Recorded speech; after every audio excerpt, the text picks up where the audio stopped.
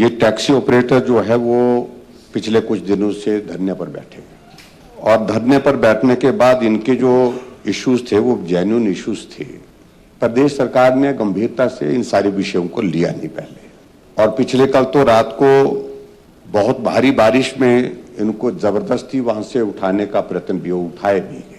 और यहां मैं जब माननीय मंत्री जी की स्टेटमेंट, उप मुख्यमंत्री जी की स्टेटमेंट सुन रहा था, फिर हट फिर करके एक ही चीज को लेकर के इनका एक प्रयास रहता है कि जो भी दोष बढ़ना किसी गलती के लिए, किसी इसके लिए, परेशानी के लिए, वो केंद्र का है।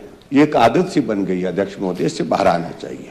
जबकि केंद्र सरकार ने ऑल इंडिया परमिट के लिए टेस्ट की अवधि जो है 15 साल ऑलरेडी कर दी है, 15 ईयर्स कर दी थी टैक्सी की। जब केंद्र ने कर दी थी तो आपको किसने रोका था? आपको भी कर देनी चाहिए थी। आपने 12 साल क्यों रखी? आपको तुरंत कर देना चाहिए था कि भाई केंद्र ने कर दिया तो हमको भी करना चाहिए था। तो आज नौबत ही नहीं आती। मुख्य बिंदु तो उनका हड़ताल का, स्ट्राइक का, आंदोलन का यही था।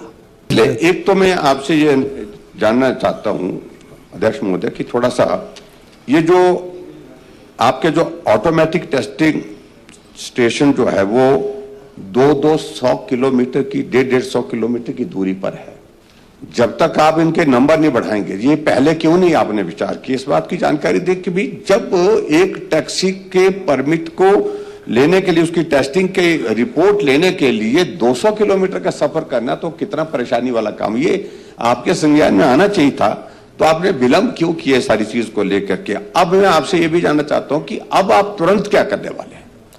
आप कह रहे हैं कि मैन्युअली टेस्टिंग का इसका ये करेंगे, क्योंकि जो ऑटोमेटिक टेस्टिंग स्टेशन में है उसमें क्या है कि इतना ज्यादा जुर्माना पड़ रहा है, वो इतनी बारीकी से गाड़ी में नुक्स, नई गाड़ी भी अगर ले जाएंगे तो वहां पर भी उसमें वो 10 नुक्स निकाल देती है।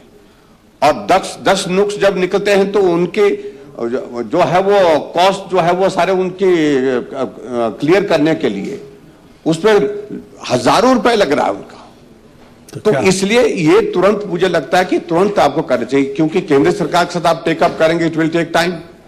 आप जल्दी से जल्दी इसके लिए कब कितना समय लगाएंगे ताकि ये जल्दी से जल्दी जो है ये मैन्युअली जो है उसमें ये परमिसिबल हो जाए? एक तो ये मैं जानना चाहता हूं। दो हो गई। हाँ जी, 2 चीजें ये हुई।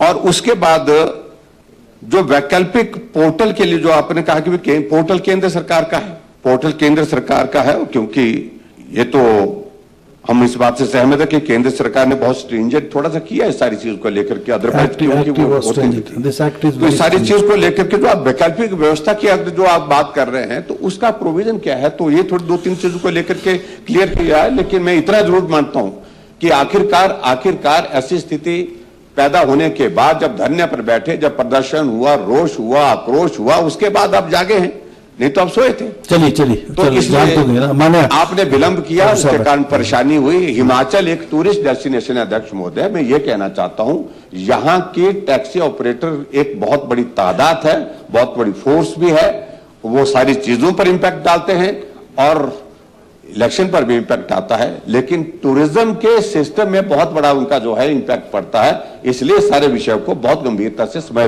रहते लेना चाहिए था, चूक हुई है।